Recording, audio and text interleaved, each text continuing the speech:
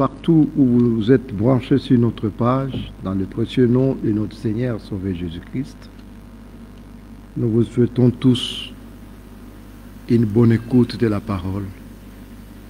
Aujourd'hui encore, c'est un jour que le Seigneur a fait. À chaque jour, nous ne cesserons jamais de le répéter, à chaque jour suffit sa fin. Que notre Dieu soit loué pour ce moment béni que nous avons d'être encore en sa présence bénie pour écouter sa sainte, pure et précieuse parole. Je m'imagine que vous êtes nombreux, comme d'habitude, qui êtes branchés et qui vous brancherez par la suite. C'est pourquoi je voudrais, avant que nous ne commencions le service d'aujourd'hui, que nous puissions dire un petit mot de prière pour recommander ces moments entre les mains du Seigneur. Prions. Dieu de toute éternité et notre Père céleste, nous voici encore en ta présence bénie ce soir, venus pour écouter, branchés sur ces murs, pour écouter, pour être instruit, pour être secouru, pour recevoir grâce et miséricorde. Seigneur, sois loué, parce qu'il t'a plu encore de nous compter parmi les vivants de ce soir. Nous nous remettons tous entre tes mains. Pardonne-nous pour nos faiblesses et nos manquements. La journée a été très longue, très surchargée. C'est vrai d'une manière ou d'une autre, dans nos bouches, dans nos pensées, quelque chose peut s'être glissé de nature à tisser ton esprit. C'est pourquoi pardonne-nous, Seigneur. Maintenant que nous sommes en ta présence, nous nous recommandons tous à toi. Dispose nos cœurs à recevoir ta parole. Bénis ton serviteur qui se tiendra devant nous de ta part pour nous parler. Une seule parole de toi dans sa bouche. Voilà ce que nous attendons de toi, Seigneur. Bénis ce moment de culte. Que du début jusqu'à la fin, tu te glorifies. Comme le vivant et le ressuscité. Commence et termine avec nous. Pour ta gloire, au nom du Seigneur Jésus-Christ. Amen. Bien-aimés, l'écriture de 1 Thessaloniciens 5 que nous avons lu le mercredi nous avait fait beaucoup de bien. Mais écoutez, nous l'avons dit, à chaque jour suffit sa fin. Nous sommes là. À chaque jour suffit sa peine, nous disons. Nous sommes là encore pour que nous puissions encore ouvrir ce livre de la vérité dans Ésaïe 48. Ésaïe 48, c'est une écriture que nous avons lue il y a 2-3 semaines, mais je voudrais vous rappeler un verset. Et c'est même ça ma prière ce soir, parce que nous sommes en sa présence pour écouter, mais écoutez lui-même ce qu'il dit. Nous sommes au verset 17, Ésaïe 48, verset 17. Ainsi parle l'Éternel, ton Rédempteur, les saints d'Israël. Moi, le Seigneur ton Dieu, je t'instruis pour ton bien. Je te conduis dans la voie que tu dois suivre. Oh, si tu étais attentif à mes commandements, ton bien-être serait comme un fleuve, et ton bonheur comme les flots de la mer. Et ta postérité serait comme le sable, et les fruits de tes entrailles comme les grains de sable. Ton nom ne serait point effacé anéanti devant moi. Amen. Voilà, bien-aimés frères et sœurs, cette écriture qui me revient encore à l'esprit. Nous avons beaucoup écouté, bien-aimés. Beaucoup écouté. Nous avons vraiment beaucoup écouté. Et l'homme de Dieu, la sentinelle de la maison de Dieu, dit, comme Siméon, Seigneur, laisse-moi aller. Parce que tous les conseils, il l'a déjà donné. Et bien sûr, tous les conseils ont été donnés. Mais regardons-nous en face. Aujourd'hui, où est-ce que nous en sommes? Qu'est-ce que nous n'avons pas encore écouté? La parole révélée nous est parvenue. Regardez un peu combien il y en a qui comptent des années. Moi, j'ai 30 ans, j'ai 40 ans, j'ai 50 ans, je prêche pendant, depuis, et tout ça. Tout ça, c'est bien beau. Mais avons-nous été attentifs? Et si nous avons été attentifs, sommes-nous aujourd'hui capables de dire où nous en sommes avec le Seigneur? Amen. Voilà une toute petite réflexion et une petite exhortation pour que nous puissions, bien-aimés frères et sœurs, être attentifs, que ce ne soit pas une habitude d'aller à l'église, que ce ne soit pas une habitude que nous venions seulement pour écouter, mais nous écoutons qui? Il est celui qui dit et la chose arrive. Et si réellement nous l'écoutons, et si nous l'avons écouté, mais ce qu'il a dit, est-ce que ça porte de fruits? Est-ce déjà une vie en nous? Nous devons être différents de tous les autres peuples. Pour nous, Dieu a donné un message biblique du temps de la fin. Il a donné un message, une parole révélée. Pour nous, il a suscité un ministère d'enseignement. De Matthieu 24, 45. Pour nous, il a suscité de véritables ministères d'Éphésiens 4, 11. Nous pouvons dire à l'heure reculée que la vérité est maintenue au milieu de nous. Alors, si tel est le cas, si la vérité est maintenue au milieu de nous, mais cette vérité, qu'est-ce qu'elle a produit? Elle a produit quoi en vous? Voilà au moins une petite question qui m'a traversé l'esprit. Je me suis dit, bon, qu'on comprenne quand même cette écriture et que nous puissions ensemble la méditer. Où est-ce que vous en êtes avec cette parole révélée que vous avez reçue? Elle n'est pas ailleurs. Ça, c'est vrai, ça, nous pouvons le dire. Non, ça, vous ne la trouverez pas ailleurs. Toutes les églises ont droit d'aller dans leur direction et de faire ce qu'ils pensent, d'avoir leur programme. Mais Dieu, lui, il a son église, qui est l'appui et la colonne de la vérité. Et pour ce qui est de l'église de Dieu, là, il n'y a que la parole de Dieu qui compte.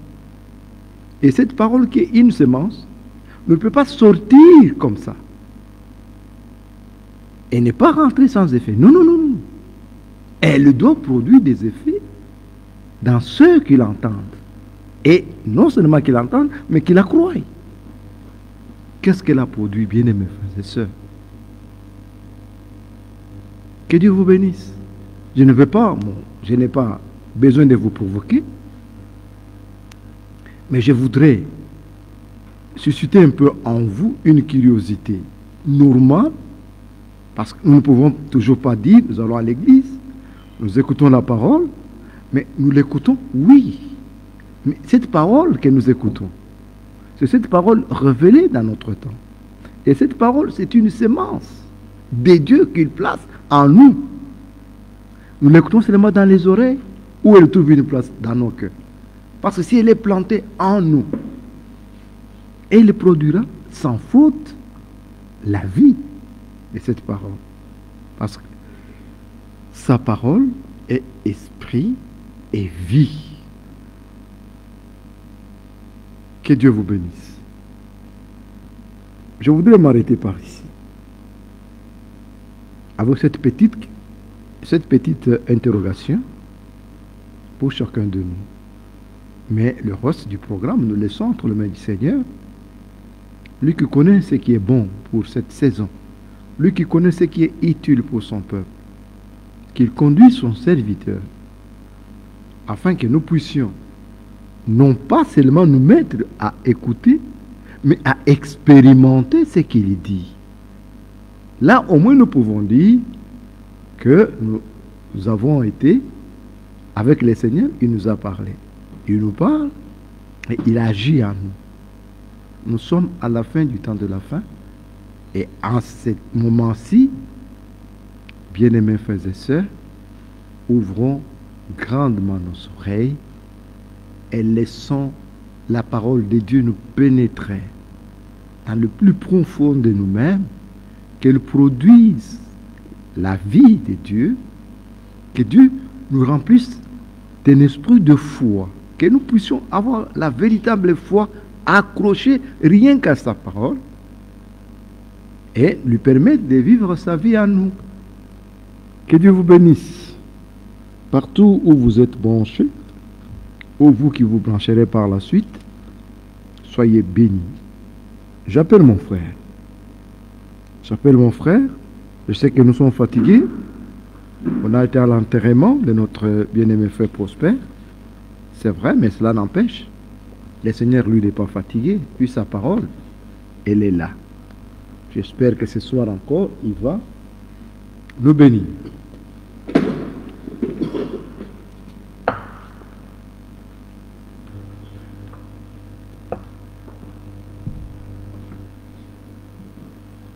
Que le Seigneur Dieu vous bénisse. À mon tour, je vous salue ce soir au nom du Seigneur et Sauveur Jésus-Christ. Nous venons d'enterrer notre bien-aimé frère Prosper Wumba Kazadi, qui vient de nous quitter suite à une maladie, une courte maladie. Le Seigneur a décidé de le prendre. Oh, ça, ce sont les conséquences. La mort, quand le Seigneur avait créé l'homme, il a créé pour que l'homme vive éternellement. Dieu a créé l'homme pour qu'il vive éternellement. La chute est venue dans la chair. Par la chute, le péché est entré. Par le péché, la mort est entrée. Car, selon Romains chapitre 6, verset 23, dit que le salaire du péché, c'est la mort. Prenons Éphésiens chapitre 2. Allons dans Éphésiens chapitre 2.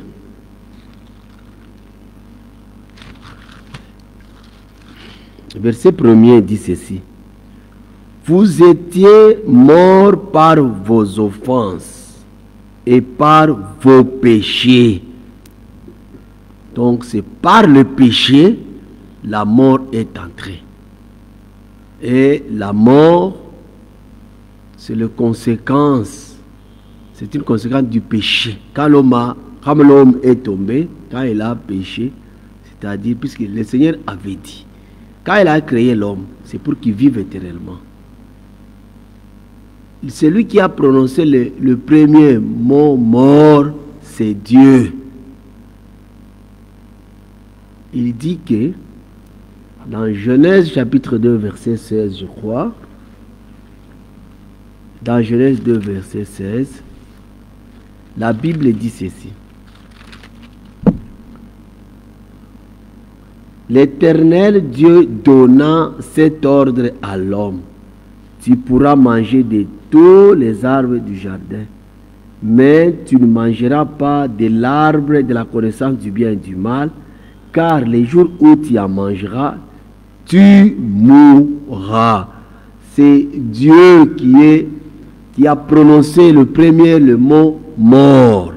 Lui a créé l'homme pour qu'il vive éternellement. Mais s'il arrivait que toi, tu es allé toucher à l'arbre dont je t'ai donné l'ordre de ne plus toucher, manger, alors là, tu peux maintenant mourir. Et c'est ce que l'homme a fait. L'homme est allé toucher là où le Seigneur l'avait interdit. C'est ainsi que la mort est entrée. Là, maintenant, c'est pourquoi on a dit que le salaire du péché, c'est la mort. La parole de Dieu demeure la vérité. Psaume 90 dit ceci, verset 1er. La Bible dit ceci, Psaume 90. Seigneur, tu as été pour nous un refuge, de génération en génération. Avant que les montagnes fussent nées et que tu fisses créer la terre et le monde, d'éternité en éternité, tu es Dieu.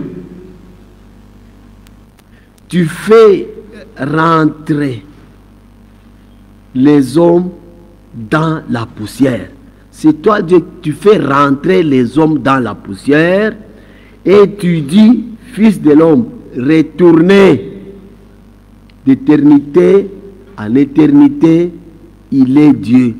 C'est lui qui fait rentrer les hommes dans la poussière. Et il dit, fils de l'homme, retournez dans la poussière. Car tu es poussière, tu retournes à la poussière. C'est le Seigneur qui a pu prononcer cette parole. Voici l'homme a péché, il est devenu comme l'un de nous, dans la connaissance du bien et du mal. Alors, comme il est poussière, il va retourner à la poussière. C'est le péché qui nous a amené la mort. Bien que dans l'Ancien Testament, les gens qui vivaient dans l'Ancien Testament, ils disaient, comme dans Psaume chapitre 89, je crois verset 49, la Bible dit ceci. Y a-t-il un homme qui puisse vivre et ne pas voir la mort? Qui puisse sauver son âme du séjour des morts? J'ai écouté un prédicateur prêcher. Nous tous, nous allons mourir, puisqu'ils prennent des écritures, par exemple, comme celui-ci. Y a-t-il un homme qui puisse vivre et ne pas voir la mort? Qui puisse sauver son âme du séjour des morts? C'est comme je peux encore ajouter dans Job 30, verset 23. Je peux encore ajouter ça. Dans Job 30, verset 23. Job dit ceci. La Bible dit ceci. Car je le sais, tu me mènes à la mort, au rendez-vous de tous les vivants. Ça, c'était la parole. Les gens de l'Ancien Testament, ils vivaient, ils disaient comme ça. Ils n'avaient pas la révélation. Mais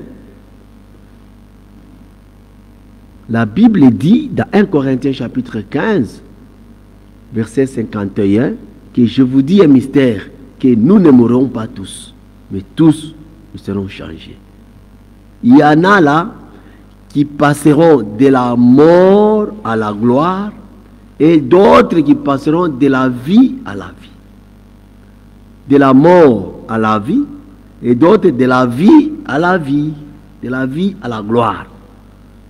Car ça c'est Paul qui est venu avec la révélation. Je vous dis un mystère que nous ne mourrons pas tous, mais tous nous serons changés.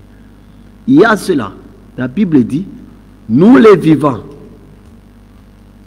en Christ, qui sommes restés pour l'avènement du Seigneur, nous ne dévancerons point ceux qui sont morts, car le Seigneur lui-même a un signal donné, à la voix de l'archange, descendra du ciel. Les morts en Christ ressusciteront premièrement. Le problème maintenant, ce n'est pas de mourir, ce n'est pas d'être resté vivant. Le grand problème maintenant là, nous devons être en Christ maintenant. C'est le grand problème. S'il y a un souci, si tu peux avoir une préoccupation dans ta vie, c'est que tu sois maintenant là en Christ. J'ai toujours vu, tout homme quand il meurt, on vient avec l'hypocrisie, on commence à parler des biens, toujours des biens, il a été comme ça, il a été comme ça, ça c'est l'hypocrisie. Mais Dieu voit dans le cœur. Nous devons nous préparer pendant que nous avons le souffle de vie, pendant que nous vivons. Car la Bible dit, il y a de l'espoir. Quand l'homme vit, il y a de l'espoir. Nous devons réparer notre vie, arranger notre vie, être prêt à tout moment. Que Christ soit formé en nous, car l'Écriture dit, Christ en vous, l'espérance de la gloire. Que le Seigneur nous fasse grâce. Et Christ, là où il y a des interprétations, ne peut pas descendre. Le Christ ne descend que là où il y a la pire parole, prêchée dans le contexte juste. S'il y a la doctrine, des fausses doctrines, des choses mélangées avec les pensées des hommes, jamais le Seigneur ne confirmera jamais les pensées d'hommes. Lui ne confirme que sa parole. C'est pourquoi nous avons tout intérêt de nous examiner, de regarder dans notre vie, d'arranger, de chercher ce qui manque. Ce qui manque. Aujourd'hui, il ne faut jamais être derrière un homme. Ne soyez jamais derrière un homme. Soyez derrière la parole, derrière Christ, car les hommes déçoivent toujours. Mais Dieu ne déçoit jamais, jamais, alors jamais. Aujourd'hui, on a enterré notre bien-aimé frère Umba Prosper Kazadi. Il nous a quittés.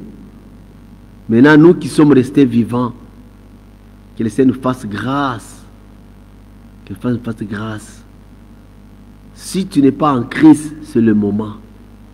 Puisqu'il y a une des deux choses qui nous attend. Chaque jour, quand nous dormons et nous nous réveillons, il y a une des deux choses qui nous attend devant nous.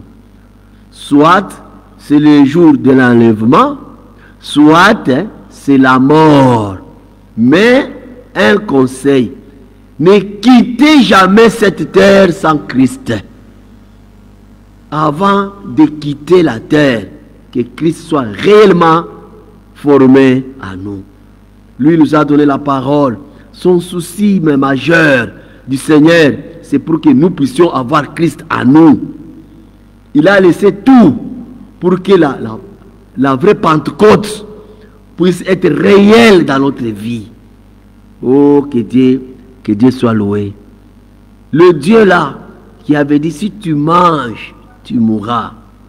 C'est le même Dieu là, il a maintenant le pouvoir de nous sortir de la mort.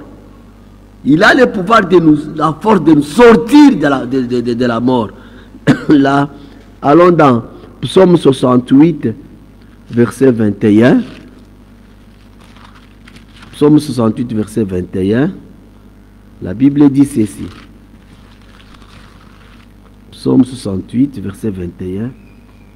Dieu est pour nous le Dieu de délivrance.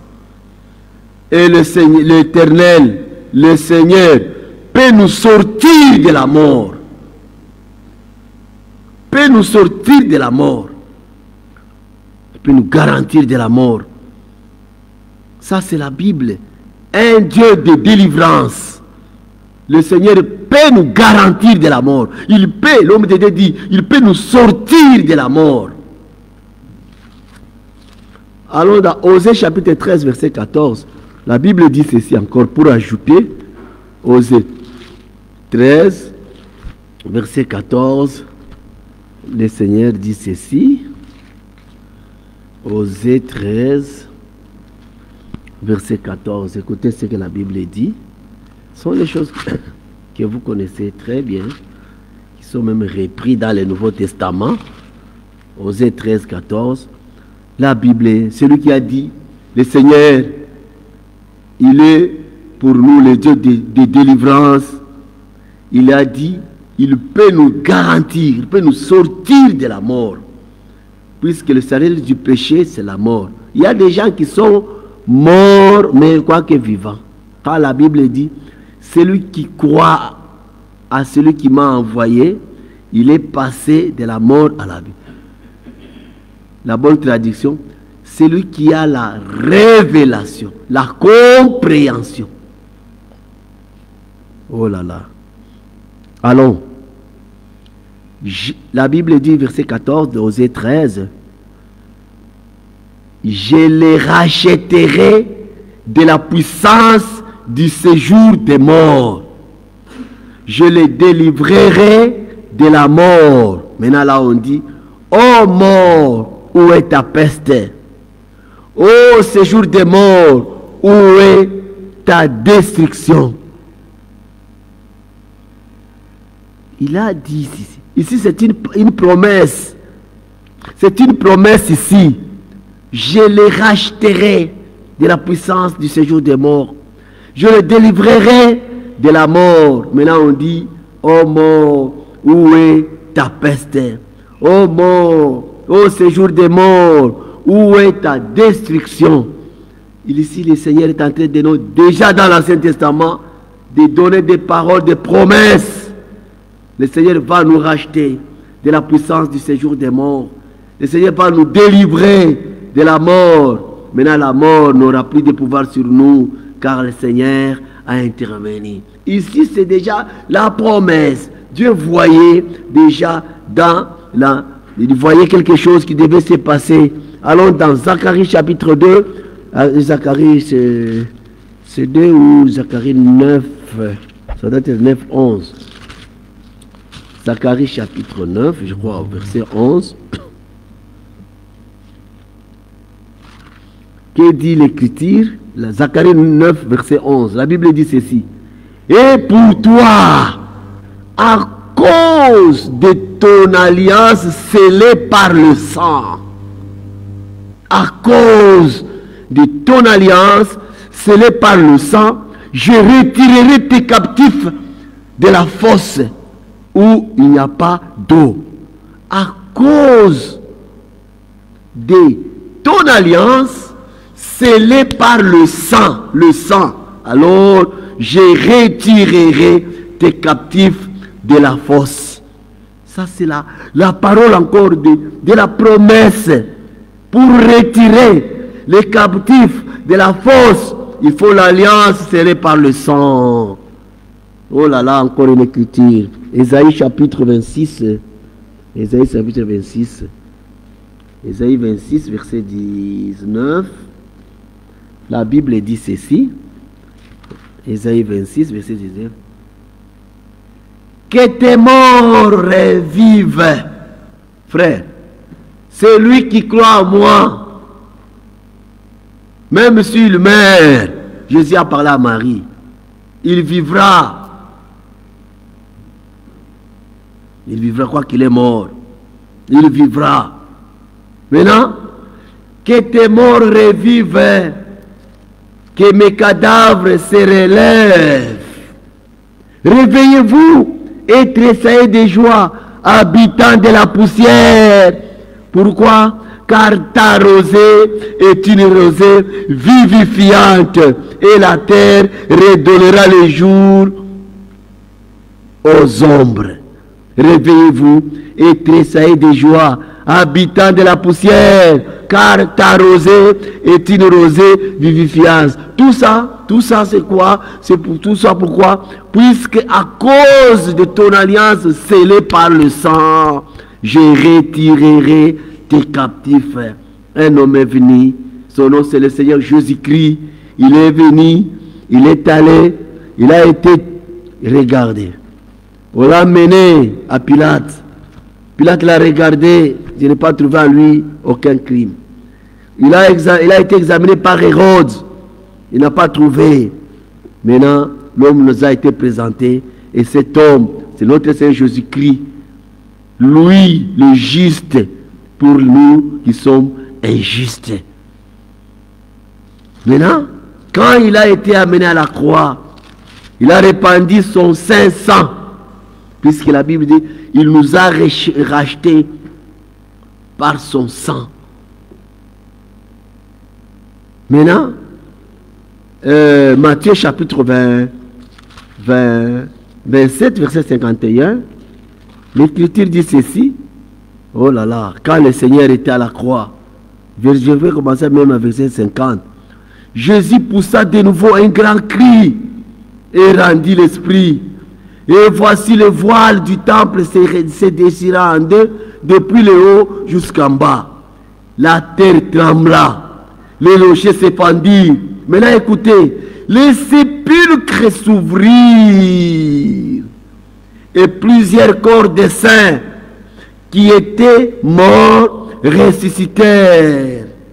Étant sortis des sépulcres après la résurrection de Jésus, ils entrèrent dans la ville sainte et apparurent à un grand nombre de personnes à cause de ton alliance scellée par le sang. Puis c'est ici où le sang d'Emmanuel, le sang du Seigneur a coulé. Car la Bible dit dans Hébreux 9, verset 22, sans effusion de sang, point de pardon. Maintenant le sang a coulé.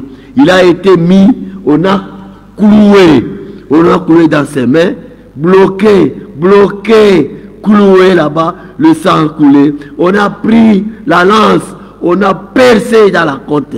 L'eau, le sang sont sortis. Alors, nous n'avons pas droit de rester dans les péchés, puisque la solution a été donnée par le Seigneur.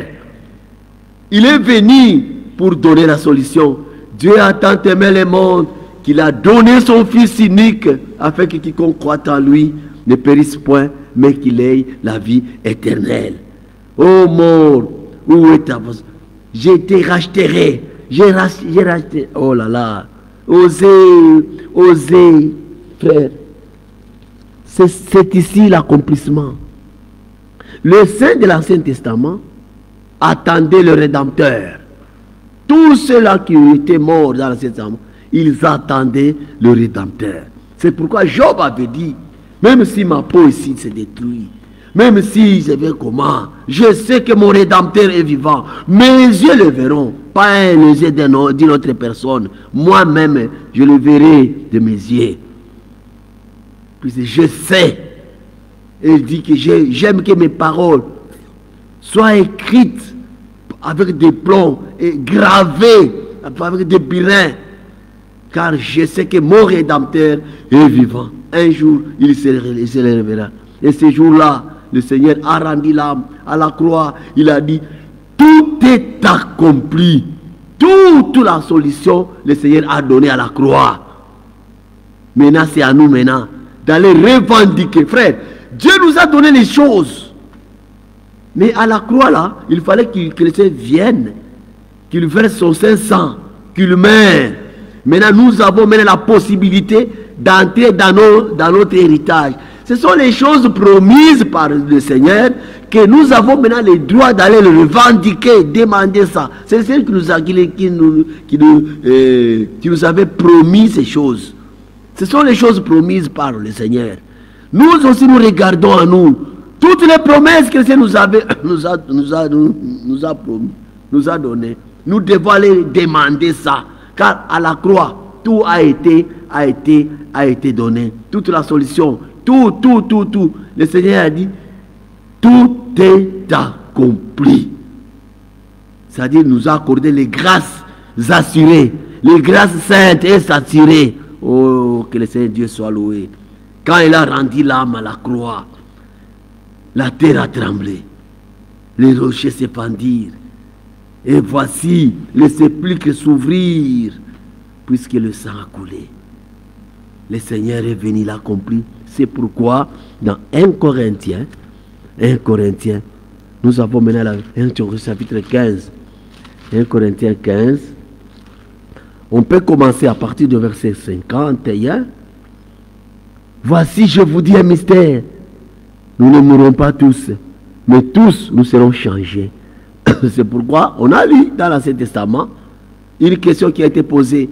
Y a-t-il un homme, un homme qui vit et qui ne peut pas voir la mort? Psaume 89, verset 14. Psaume 89, 14. 49 plutôt. Y a-t-il un homme qui puisse vivre et ne pas voir la mort? qui puisse sauver son âme du séjour de mort. Ici, il est dit, voici, je vous dis un mystère. Dans le Nouveau Testament maintenant, nous ne mourrons pas tous, mais tous nous serons changés. En un signal donné, en un clin d'œil, à la dernière trompette, la trompette sonnera et les morts en Christ ressusciteront incorruptibles. Et nous serons changés. Car il faut que ces corps corruptibles, c'est pourquoi il est dit, la chair et le sang n'hériteront pas. Il faut que ces corps corruptibles revêtent l'incorruptibilité et que ces corps mortels, l'immortalité. Lorsque ce corps corruptible aura revêtu l'incorruptibilité et que ce corps mortel aura revêtu l'immortalité, alors s'accomplira la parole qui est écrite. La mort a été engloutie dans la victoire. Là maintenant on s'exclame, là on retourne maintenant dans Osée chapitre 13-14. Oh mort, où est ta victoire? Oh mort, où est ton aiguillon? L'aiguillon de la mort, c'est le péché. Et la puissance du péché, c'est la loi. Mais grâce soit rendue à Dieu, qui nous donne la victoire par notre Seigneur Jésus-Christ. Notre Seigneur Jésus-Christ. Ainsi, mes bien-aimés, frères, soyez fermes, inébranlables, travaillant de mieux en mieux à l'œuvre du Seigneur, sachant que votre travail ne sera pas vain dans le Seigneur. Frère, vous pouvez dire, frère, nous mourrons tous, nous mourrons tous. Oui, oui. Même les chrétiens meurent. Oui, mais si, oh Lazare il était ressuscité, le Seigneur l'a ressuscité et il était mort. Oui, mais je parle, s'il y a une mauvaise mort, c'est la seconde mort. Les gens qui meurent sans Christ sont les plus malheureux de la planète. S'il y a les gens les plus malheureux de la planète, c'est ceux-là qui meurent sans Christ. Puisqu'ils meurent sans espérance. Je peux parler d'un constat dans l'Ancien Testament. Un homme de Dieu a fait son constat. Regardez, Ecclésiaste, chapitre 4, Ecclésiaste 4, le constat d'un homme de Dieu dans l'Ancien Testament. Ecclésiaste 4, verset 2. La Bible dit ceci.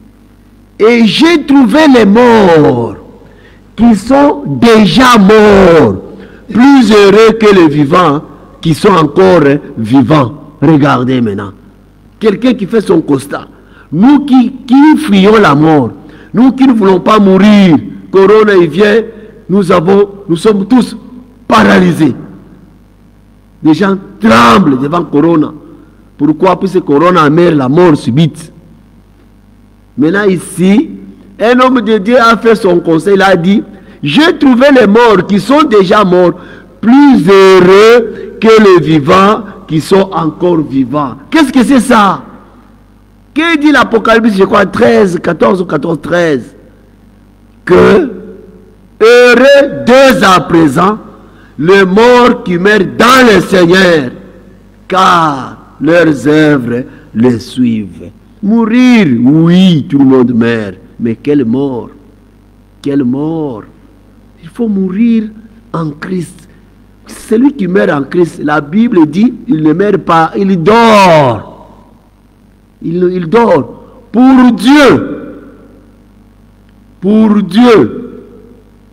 Ceux-là qui sont en Christ ne sont pas morts.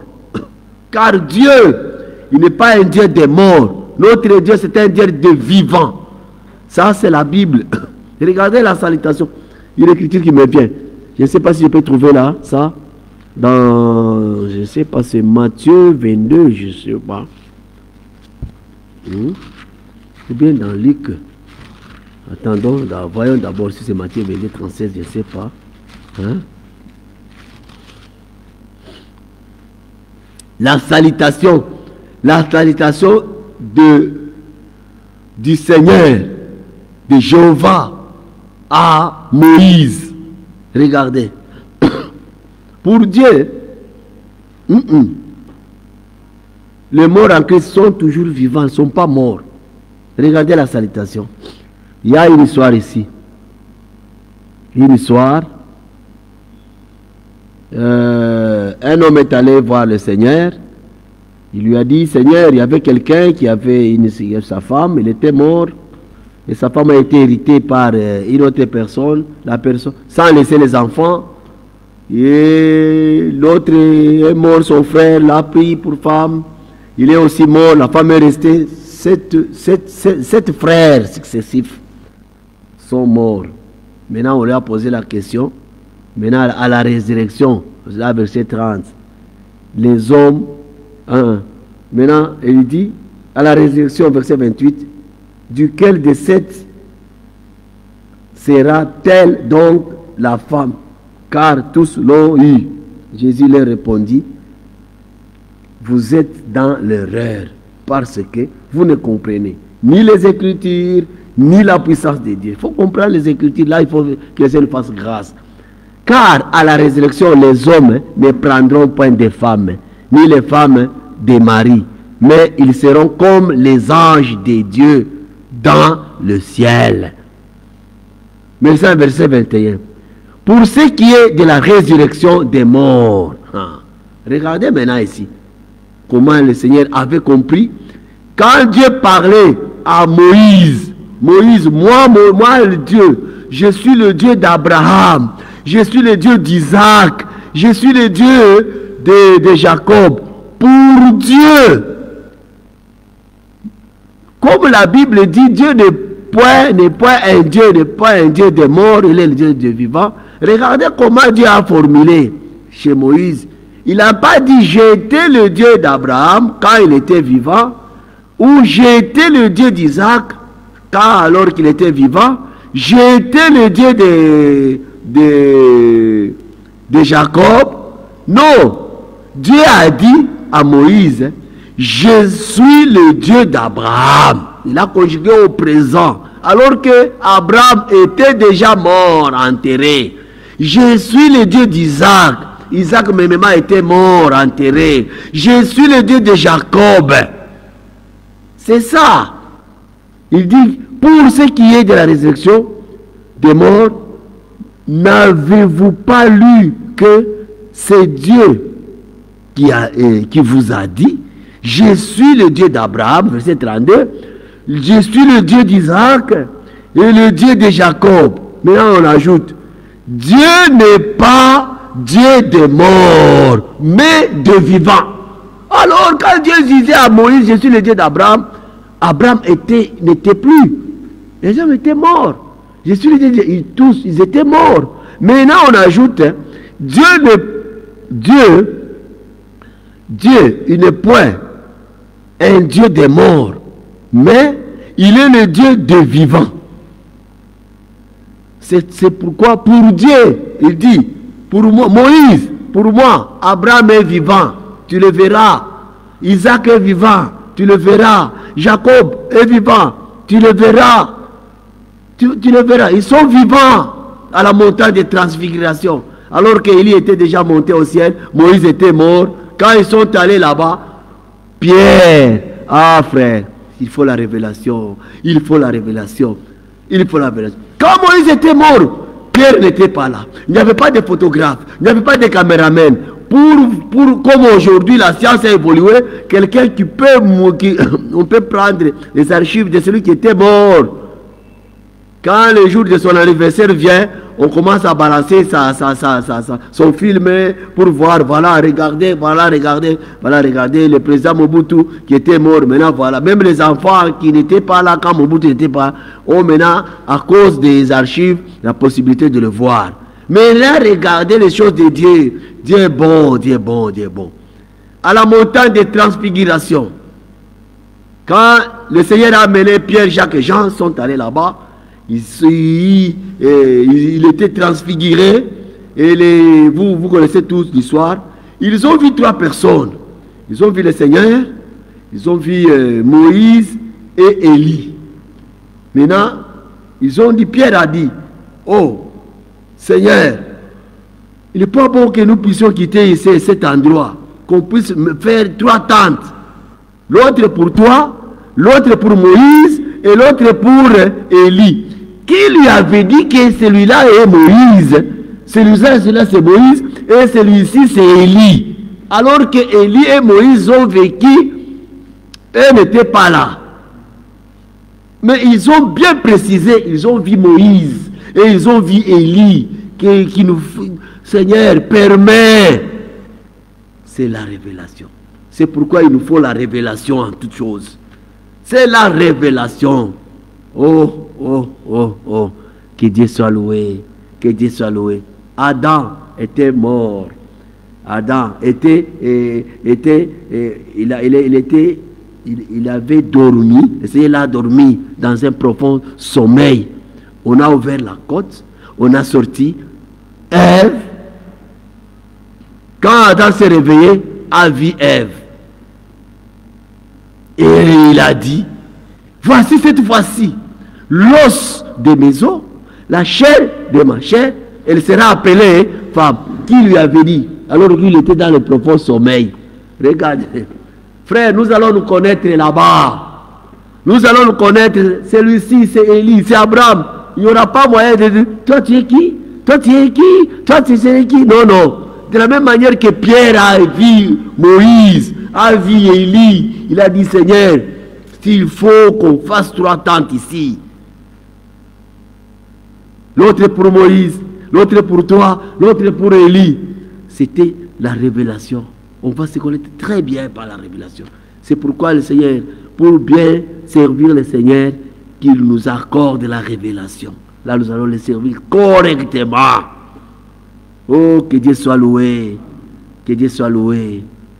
Il dit, j'ai trouvé les morts qui sont déjà morts plus heureux que les vivants qui sont encore vivants maintenant. Un constat d'un homme de Dieu. Quelqu'un qui marche, mais qui est très malheureux, celui qui est déjà mort, il est heureux. Quand quelqu'un meurt en Christ, il est plus heureux que celui qui est vivant mais sans Christ. C'est pourquoi, dans Nombre chapitre 23, je crois verset 8, quand l'homme Abraham, et quand Balak voulait que Balaam puisse maudire un peuple que Dieu a déjà béni, alors il n'y a pas moyen qu'il puisse être maudit. Écoutez les paroles. J'aime ça. Frère, verset 8. Comment maudirais-je celui que Dieu n'a point maudit? Comment serais-je irrité quand l'Éternel n'est point irrité? Je le vois du sommet des rochers. Je le contemple du haut des collines. C'est un peuple qui a sa demeure à part et qui ne fait point partir des nations. Voilà. Verset 10. Qui peut compter la poussière de Jacob et dire le nombre du quart d'Israël? Maintenant, le souhait de cet homme, que je meure de la mort des justes. S'il faut mourir, il faut mourir comme un juste. Que je meure de la mort des justes. Et que ma fin soit semblable à la leur. Voilà les hommes, les bienheureux. Que je meure la mort des justes et que ma fin soit semblable à la leur. C'est pourquoi, quand l'alliance était scellée par le sang, quand on avait scellé l'alliance avec le sang, c'est pourquoi les morts en Christ, les morts, le sein de l'Ancien Testament, quand le Seigneur rendait l'âme, quand le sang coulait, oh, le sang de l'alliance, de la nouvelle alliance, la terre a tremblé. et les sépulcres se sont ouverts, et les morts, les saints, pas tout le monde, les saints de l'Ancien Testament. Les saints de l'Ancien Testament, en tout cas, s'il faut quitter la terre, il faut quitter avec Christ. Frère, il faut rencontrer Christ. Regardez sur la croix. Il y avait, ces jours-là, il y avait 4 morts. 4 personnes qui étaient mortes. Il y avait le Seigneur Jésus-Christ qui était là. Un brigand à gauche, l'autre à droite. Le 4e, c'était Judas qui s'était répandu là-bas. Là, l'homme de Dieu dit, il y avait 2 incarnations. Le Satan, dans Judas, a récupéré l'autre là. Mais l'autre, tous l'injuriaient. Et l'autre a eu la révélation. Non, non, non, non, non. Mon frère, toi et moi, nous méritons ceci. Mais celui-ci, il dit, Seigneur, souviens-toi de moi quand tu reviendras dans le paradis. Le Seigneur l'a répondu. Car la Bible dit, quiconque invoquera le nom du Seigneur sera sauvé. Le premier a invoqué le nom du Seigneur à la croix. L'homme a invoqué le nom du Seigneur. Seigneur, souviens-toi de moi quand tu viendras. Le Seigneur a dit, pas quand je viendrai, aujourd'hui même, je serai avec toi au paradis. Frère, ne quittez pas sur cette terre. Voilà le brigand. Il a fait toute sa vie dans le péché, mais heureusement pour lui à la croix, il était à côté du Seigneur et il a reconnu le Seigneur, il a imploré, il a invoqué le nom du Seigneur et le Seigneur lui était favorable. Il dit, aujourd'hui, nous serons avec toi à la croix. Toi, lui n'avait pas la possibilité qu'il soit baptisé, mais toi, si tu entends la parole, pourquoi tu attends d'être baptisé? Demande qu'on te baptise bibliquement, pas qu'on t'asperge de l'eau. Non, tu dois être immergé, plongé dans l'eau, en prononçant le nom du Seigneur Jésus-Christ.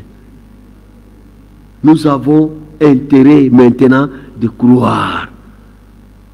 Vous pouvez dire, oh frère, même les saints meurent, même tout le monde, Moïse était mort, Abraham était mort. Maintenant, quand ils étaient morts, mais le Seigneur, quand il était venu, ils sont ressuscités. Et nous encore, selon 1 Thessaloniciens 4, verset 13, nous ne voulons pas, frères, que vous soyez dans l'ignorance au sujet de ceux qui sont endormis. C'est ça le vrai langage.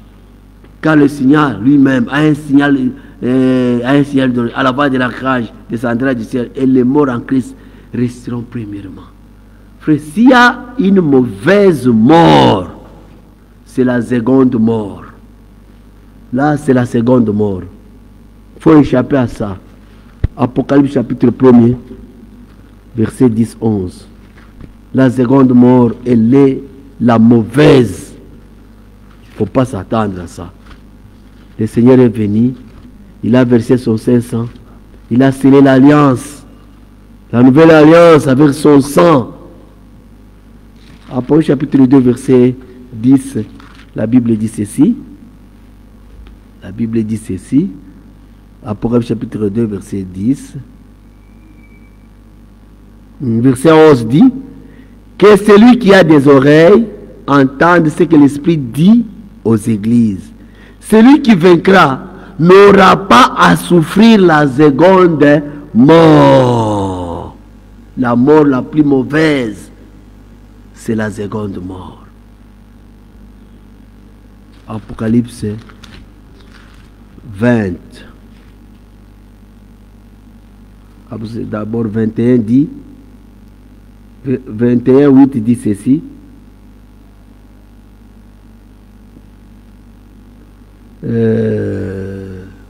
Verset 7 dit ceci. Celui qui vaincra héritera ces choses, et je serai son Dieu, et il sera mon fils. Verset 8. Mais pour les lâches, les incrédules, les abominables, les meurtriers, les impudiques, les enchanteurs, les idolâtres et tous les menteurs, leur part sera dans les temps ardents de feu et les soufre. Ce qui est la seconde mort. Leur part sera dans les temps ardents de feu et de soufre, ce qui est la seconde mort. Voilà. Voilà. Chapitre 20. Voilà la seconde mort. Ça temps de soufre. Chapitre 20, verset 5.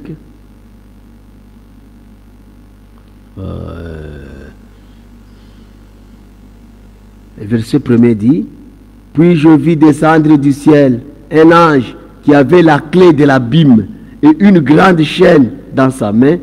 Il saisit le dragon, le serpent ancien, qui est le diable et Satan, et il le lia pour 1000 ans. Il le jeta dans l'abîme, fermant, et scella l'entrée au-dessus de lui, afin qu'il ne séduise plus les nations, jusqu'à ce que les 1000 ans fussent accomplis.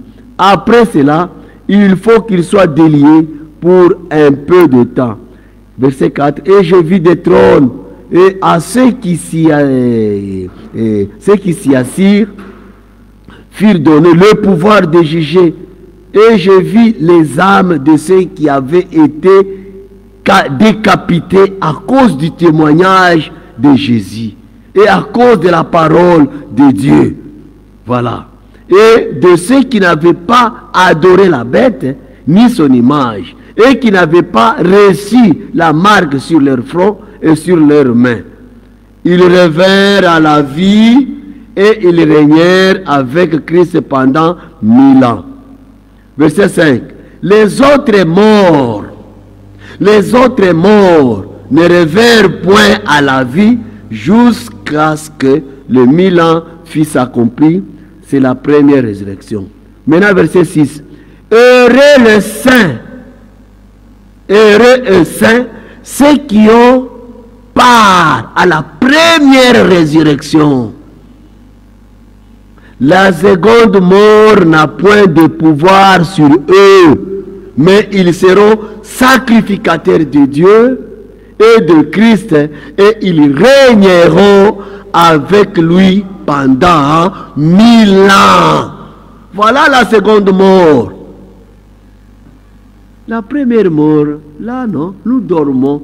Là pour les chrétiens, pour ceux qui sont en Christ, ils se reposent. Mais la mort la plus mauvaise, c'est la seconde mort. Ce qu'on a lu, c'est dans les temps de feu et de souffle. Que le Seigneur Dieu vous bénisse, qu'il vous garde. Donnez votre vie à Christ. Tant que vous... Oh là là, Ecclésiaste entend, je peux même lire à des endroits. Et dans l'Ancien Testament, Ecclésiaste, je crois 4.9 ou 9.4, la Bible dit ceci. Ecclésiaste 4.9 ou 9.4, si je ne me trompe pas. Ecclésiaste chapitre 9, verset 4. Je crois, ou bien... La Bible dit, chapitre 9, verset 4, pour tous ceux qui vivent, il y a de l'espérance. Et même un chien vivant vaut mieux qu'un lion mort. Et pour ceux-là qui vivent, il y a de l'espérance. Puisque la Bible dit, dans Jean, je crois, 11, Jésus a dit, celui qui vit et qui croit à moi, hein, dans Jean chapitre 11, je crois, verset 26, si je ne me trompe pas, hein, Jean chapitre 11, ça c'est 12, Jean 11, 26, il dit, Jésus dit ceci, quand il parlait, bon, verset 23, Jésus lui dit, ton frère ressuscitera. Verset 24, je sais, lui répondit Marthe, qu'il ressuscitera à la résurrection au dernier jour. Verset 25, il lui dit, je suis la résurrection et la vie. Celui qui croit en moi vivra quand même il serait mort. Et quiconque vit et croit en moi ne mourra jamais. Crois-tu cela? Que le Seigneur vous bénisse. Quiconque vit et croit. Nous avons la possibilité de changer notre vie, d'échapper. C'est quand nous vivons et que la parole de Dieu est venue à nous et que nous croyons, nous donnons notre vie à Christ, hein, alors là, il y a de l'espérance.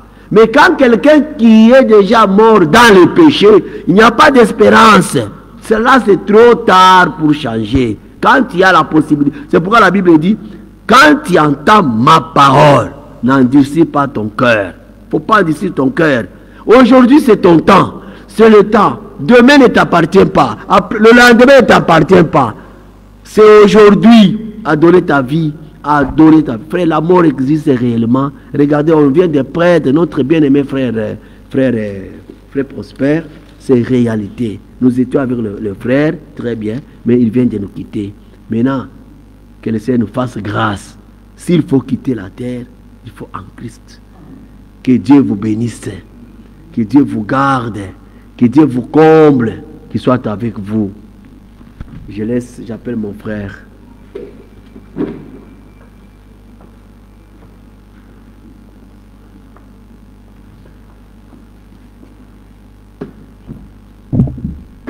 Adorons tous le Seigneur.